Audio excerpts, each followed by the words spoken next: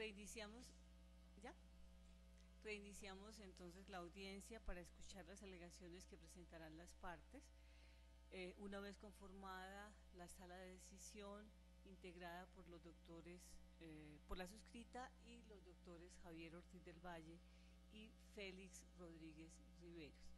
Tiene el uso de la palabra la apoderada de la parte demandante, solicitando la sala de manera comedida que las alegaciones sean lo más concretas posible y indicando que el tiempo máximo de intervención será de 20 minutos. Tiene la palabra, siga usted. Muchas gracias, honorable magistrada. Primero que todo, mi intervención va a ser muy corta. En primer lugar, digamos que plantearnos en los fundamentos fácticos, a pesar de que ya han quedado, digamos, dilucidados dentro de la presente diligencia, no está de más resaltar hechos como que mi mandante ingresó a prestar sus servicios hacia el año 1970, que el acto administrativo del cual se debate su legalidad en el presente asunto se refiere al reconocimiento de la pensión de jubilación de mi mandante y que solamente tuvo para efectos de liquidar dicha pensión la asignación básica devengada para el año 2003, entre el año base estatus, que es el año 2003 y 2004, 27 de julio de 2003 a 26 de junio de julio de 2004. Así las cosas, nuestro inconformismo frente al acto administrativo emitido por el fondo y por la nación y por el fondo se dirige a que no se tuvo en cuenta la totalidad de factores devengados en el último año de servicios. Ahora bien, el argumento esbozado por los apoderados del fondo están básicamente orientados hacia el artículo 3 de la ley 812 de 2003, que manifiesta que esta pensión debe ser liquidada teniendo en cuenta los factores sobre los cuales se hicieron efectivamente aportes, y sobre estos es que debe ser efectivamente liquidada la pensión, y que son causados con posterioridad a la entrada en vigencia de la ley 812 de 2003. Respecto de esto, ¿qué tengo que decir? Mi mandante, tal como lo manifestamos y como ya está estado claro, ingresó en el año 70, entonces su derecho no se causa con posterioridad al 2003, se consolida con anterioridad al año 2003. Se causa con el año 2003, se consolida posteriormente, pero por el hecho de haber ingresado con anterioridad a la expedición de la ley 812 de 2003, las normas que le son aplicables son las normas que se tenían con anterioridad. Así las cosas, y para el efecto, la ley que a ella, digamos que para este efecto la cobija, es la ley 33 de 1985, modificada por la ley 62 del mismo año. Respecto del asunto y respecto de este tema, ha sido, digamos, clara la jurisprudencia en múltiples sentencias, digamos, hablando desde primeras instancias en jueces administrativos, magistrados, incluso el mismo Consejo de Estado, en tener en cuenta que los argumentos que nosotros esbozamos en las demandas son aceptados en todas medidas. Y si bien es cierto, mi mandante no efectúa descuentos sobre ciertos factores que están aquí determinados, no podemos pasar por alto que hay varias sentencias, incluso pues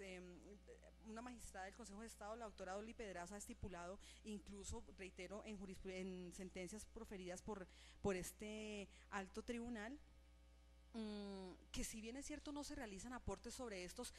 no tiene por qué asumirlo el demandante o la persona como tal, sino que en el momento en que se le reconoce a él la pensión o a ella la pensión, la entidad debe proceder a realizar los respectivos descuentos que debe haber hecho por ley, ¿sí? No siendo esto óbice para desconocer que los factores que ella devengó en el último año de servicios no puedan ser tenidos en cuenta para efectos de la liquidación de la pensión de jubilación. Así también, pues me permito, digamos, de alguna u otra forma manifestar que en atención al artículo 53 de la Constitución Política, que se habla, digamos, que nos hable de que en caso de duda debe aplicarse debe aplicarse la norma que le sea más favorable al trabajador, a sus beneficiarios. Así pues que la interpretación que debe ser a la ley 33 del 85, que reitero, es la que aplica para este caso, permite efectivizar en mejor medida los derechos y las garantías laborales, teniendo en cuenta que los factores salariales, tal como lo ha manifestado el Consejo de Estado en sentencia de unificación proferida por el Consejo de Estado, reitero, en el sección segunda, el consejero ponente Víctor Hernando Alvarado Ardila, en fecha 4 de agosto de 2010, cuyo radicado interno es 0112-09, actor Luis Mario Velandia, demandado a la Caja Nacional de Previsión Social, que ha establecido que los factores de la ley 33 no son factores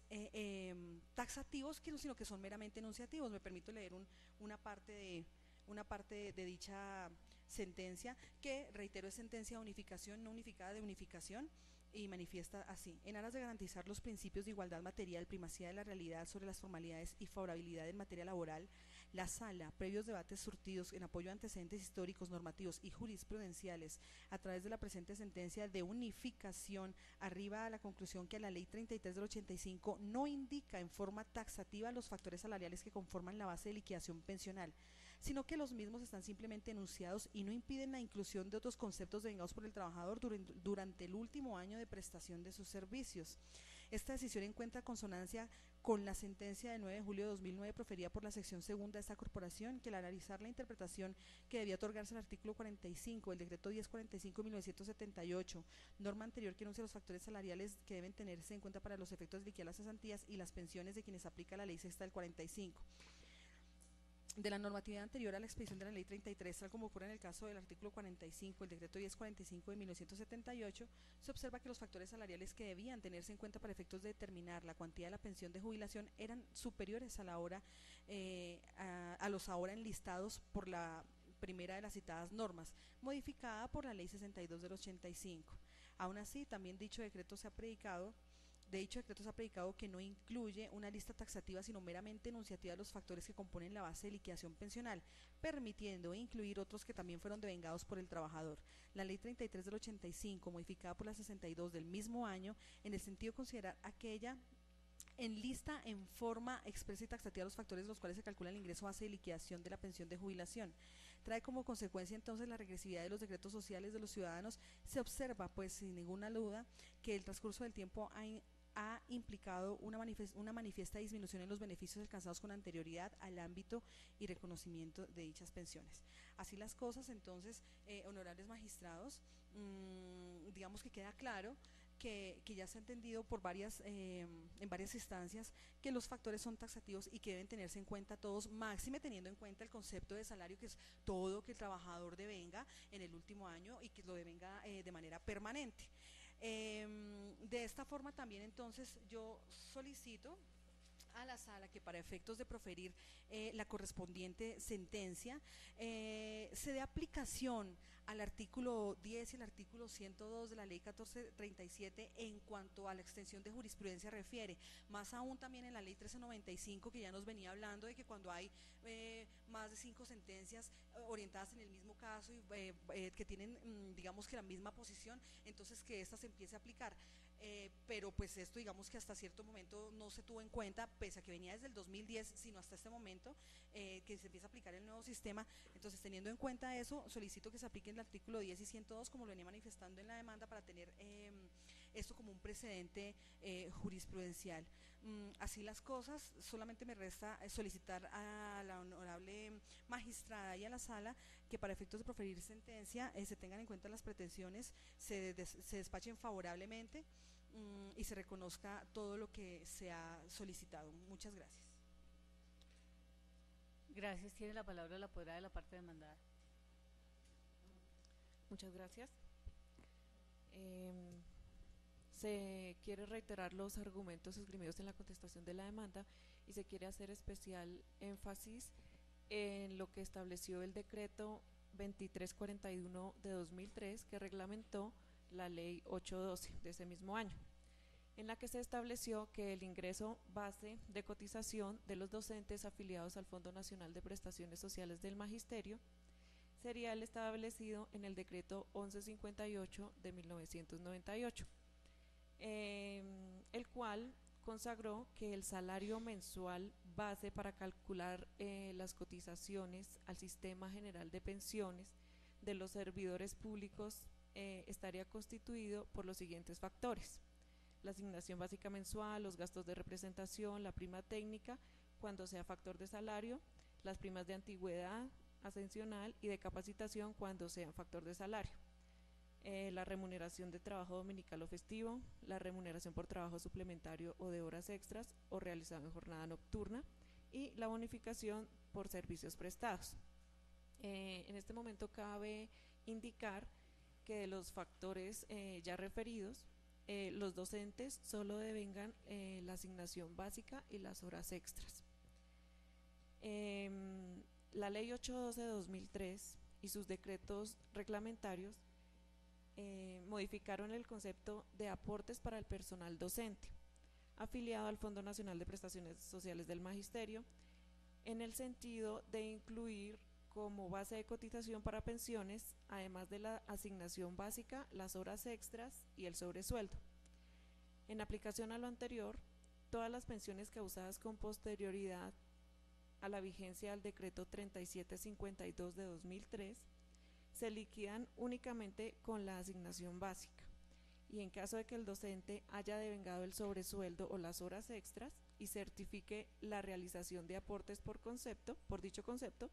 también le serían incluidos como base de liquidación para su pensión.